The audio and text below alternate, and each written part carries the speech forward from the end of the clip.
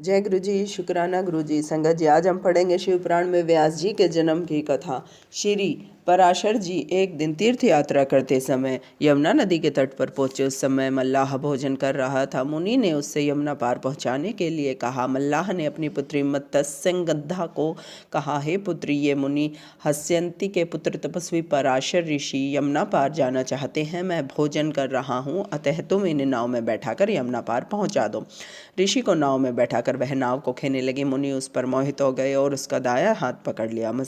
मत्स्यगंधा यह देखकर हंस पड़ी और कहने लगी, हे ऋषिवर, आप ऐसा निंदित कार्य क्यों कर रहे हैं?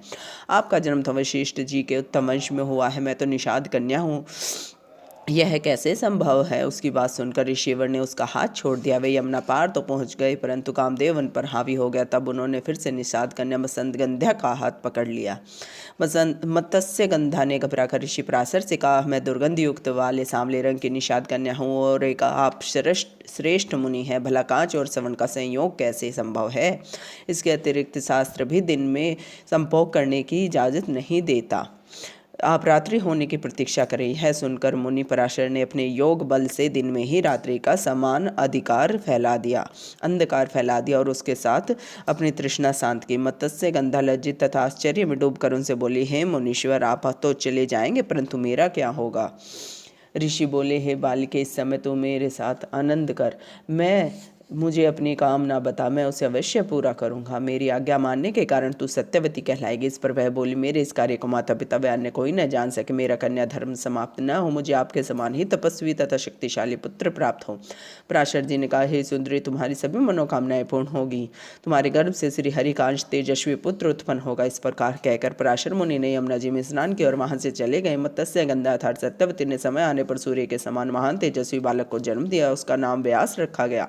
बालक ने उत्पन्न होते ही अपनी माता से कहा, हे माते, तुम्हें जब भी मेरी आवश्यकता पड़े मुझे याद करना, मैं तुरंत आपके पास उपस्थित हो जाऊंगा। इतना कहकर और अपनी माता को प्रणाम करके व्यास जी तप करने हेतु वन को प्रस्थान कर गए। सत्यवती पुत्र स्नेह से व्याकुल होकर पिता के पास चली गई।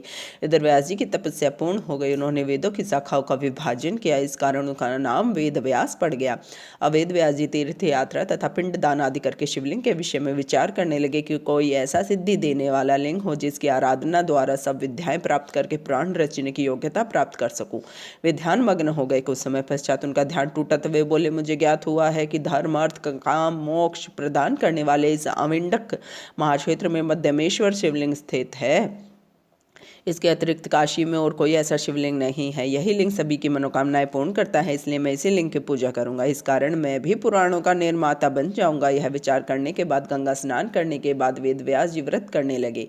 उसी समय मध्यमेश्वर शिव जी के दर्शन हुए एवं बालक के रूप में भगवान शिव ने व्यास जी से कहा, मैं तुम्हारे कंठ में स्थित रहूंगा। तुम इतिहास वेता, वेद पुराण आदि का निर्माण करने वाले तथा संपादन करने वाले बन जाओगे। इसके बाद वेद व्यास जी ने शिव जी की कृपा से ब्रह्मा, पदम, विष्णु, शिव, भागवत, नारद, मार्कंडेय, अग्नि, वैवर्त, लिंग, वाराह, सकंद, कूर्म, मत्स्य, गरुड़, ब्रह्म, वामन, ब्रह्मांड, भविष्य, इन 18 पुराणों का रचना की। इस कथा के श्रवण से समस्त पाप नष्ट हो जाते हैं। जय गुरु जी, शुक्राना गुरु जी। ओम नमः शिवाय। शिव जी सदा सहाय। ओम नमः शिवाय। गुरु जी सदा सहाय।